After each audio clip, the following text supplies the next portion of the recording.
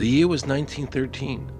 Woodrow Wilson was president, and powerful banking interests, who had been trying for years, finally achieved their long-term goal of a silent coup d'etat by taking control of the American government. The first thing they did to accomplish their takeover was convince Secretary of State Philander Knox to lie to the American people and tell them that the 16th Amendment, the Income Tax Amendment, had been legally ratified by the states when it was not. The bankers knew that this tax would ultimately end up in their pockets. Because of this fraud, the American people were led to believe there was now a tax on their labor. Congress and the President are completely aware of this fraud, and it was even cited in a recent court case.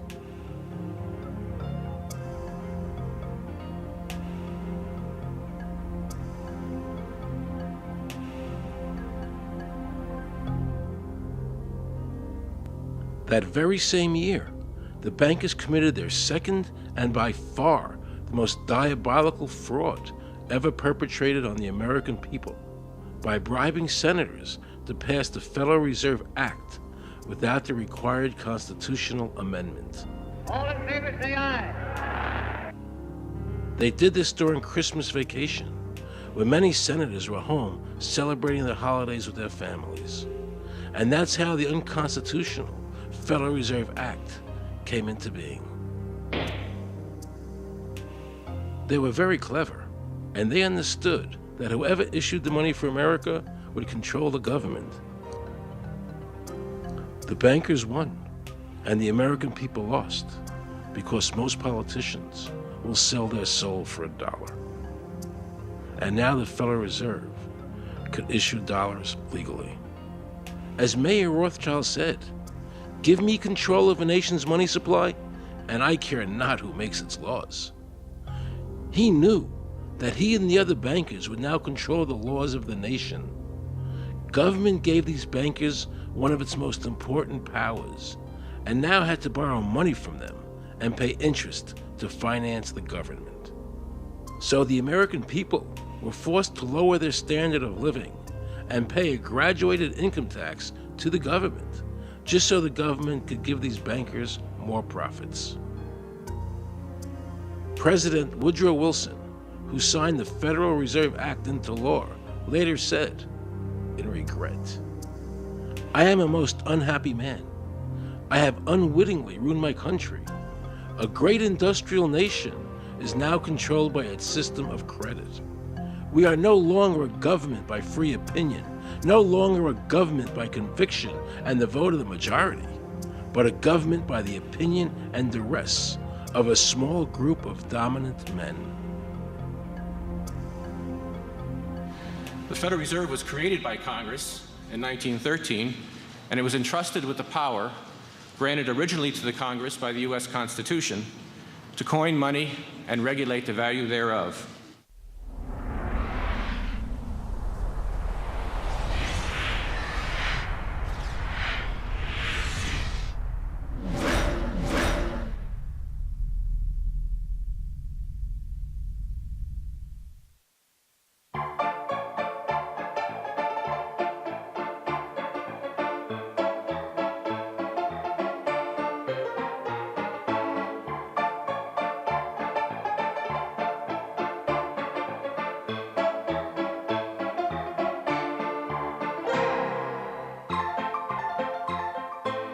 What's your name? Jan Crafting? Hi, Jen. I'm Aaron Russo. I produced the movie Is this a joke? Am I going to No, make no, it that's look not a joke. foolish? Okay, good. No. I produced the movie Trading Places with Eddie Murphy and The Rose with Bette Midler, many movies, and I'm doing a feature film.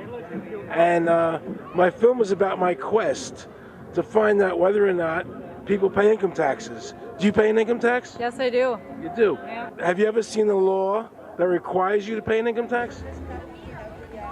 Have I ever read it? You mean in the page, black and white? No, Yeah. no. So you pay the income tax, I assume? Of late. Well, actually, no, I didn't file last year, but Okay. I'm sorry, is this on film? No, I paid my taxes. My question to you is, have you ever seen a law that says you have to pay an income tax?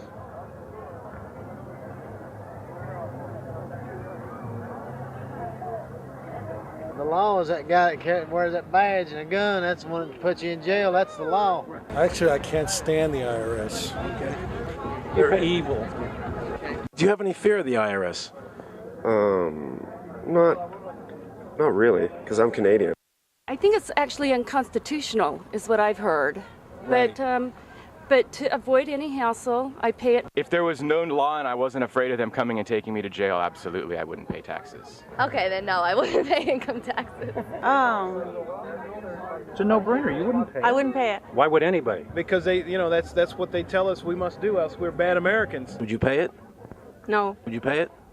No. Why would you pay taxes if you don't have to? What if I told you that all your money that the income tax that's paid into the income tax just goes to pay the interest on the national debt?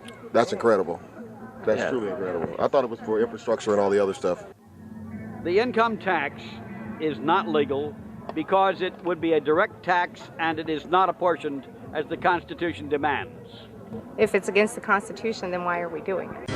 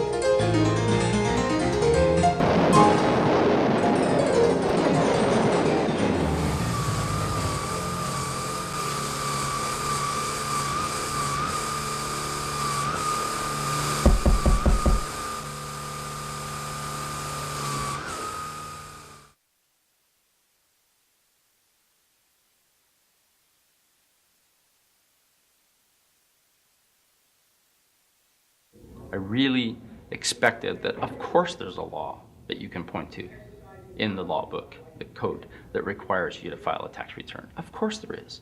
Maybe I don't know what it is right then as he was speaking to me, but sure. So naively, I agreed to go off and research it and get back to him. 3.5 months later, I was at that point where I couldn't find the statute that clearly made a person liable, at least not me and most people I know. And I had no choice in my mind except to resign. I had to leave the IRS because I presented evidence that I had accumulated indicating that the agency was violating the law and violating people's rights. And I asked the agency for a response to my sincere concerns. And the answer I got was that they would not respond to my concerns and that they would provide me with the paperwork necessary to tender my resignation. But We the People Foundation for Constitutional Education